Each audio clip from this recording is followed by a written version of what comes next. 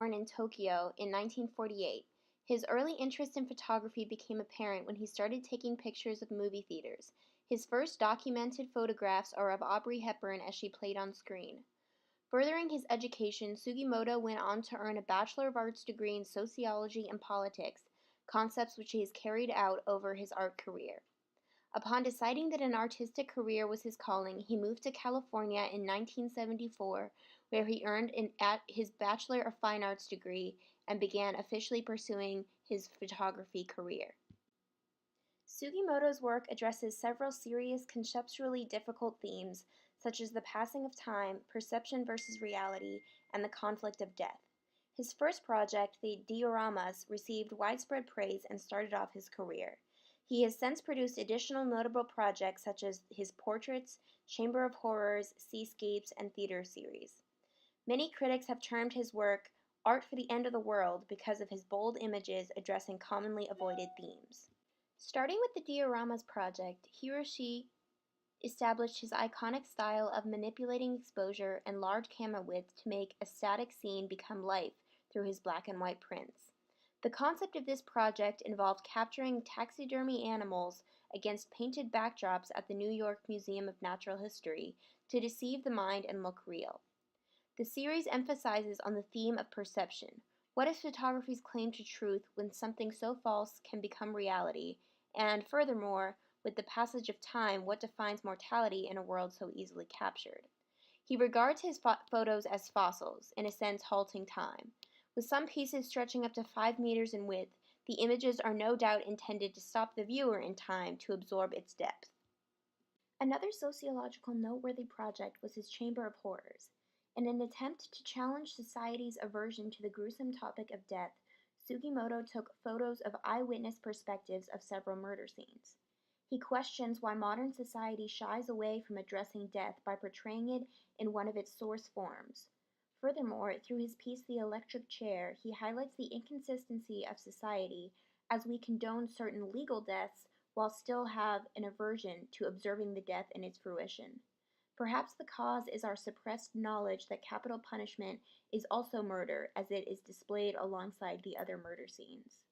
Sociologists throughout the years have confirmed this societal death aversion that Sugimoto is representing.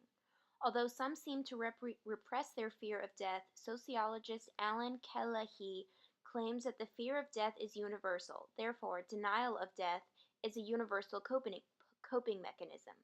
The interpretation of death, according to Taylor, are three widely held propositions that 1. Death creates fear, 2. Respondents often profess little fear, and therefore 3. Are denying their fear of death. Sociologist Lawrence Samuel has furthered this by saying that the rise of the self has made it increasingly difficult to acknowledge the fact that our individual selves will no longer exist. With these denials of fate also comes the human instinct to punish. Along with Sugimoto's theory of societal guilt towards capital punishment, sociologist Durkheim challenges society's interpretation of punishment. He explains that the intensity of punishment for any crime is reduced as society becomes more complex.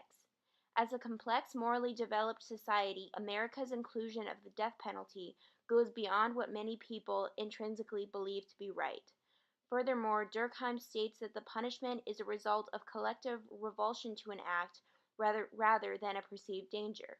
Therefore, members of a society are faced with their own revulsion at their own acts when shown their punishment in practice. Following up on an idea similar to that of the dioramas, Hiroshi extended the question of reality in his series Portraits. Here he took images of wax figures based on paintings of historical people in which he imitates the lighting used by the original painter to replicate the painting. The result is a half-real, half-staged portrait. A setting identical to that when the subject was posing in the flesh is meshed with the artificiality of wax. Through these photos, the artist makes a statement that all photos are a mix of fiction and reality. To be accepted by society, people want their best appearance to be immortalized through photographs, so many portraits are staged, artificial renditions of their self. As with these lifelike photos, it is hard to determine what is the real and what is a facade.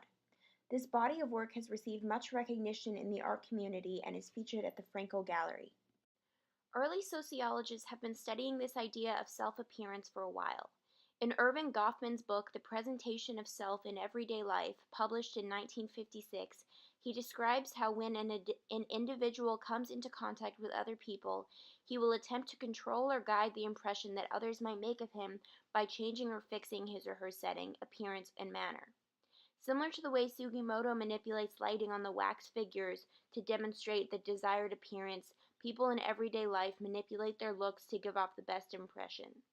This idea of projection is further emphasized by the sociological theory of socialization, stating that people in our close environment serve as mirrors that reflect images of ourselves or how we feel people perceive us.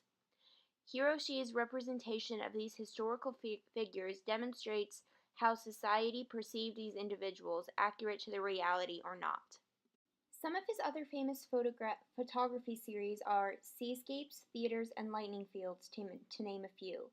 Like the ones discussed before, the themes of these photos involves questions of time and reality, challenging society's standard views of the topics. In an interview, Sugimoto admitted that imagining the worst conceivable tomorrow gives him tremendous pleasure at the artistic level, emphasizing his confident attitude addressing uncomfortable topics most people would rather avoid. Starting in 1995 with a three-part exhibition in the Metropolitan Museum of Art in New York, his work began showing up in international galleries, shows, and museums.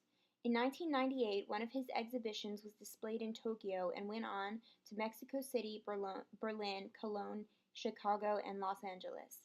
Praised for its combination of Eastern meditative ideas and Western cultural motifs, Sugimoto's work received the International Center of Photography's Infinity Award in 1999 and the Hasselblad Foundation International Award in Photography in 2001.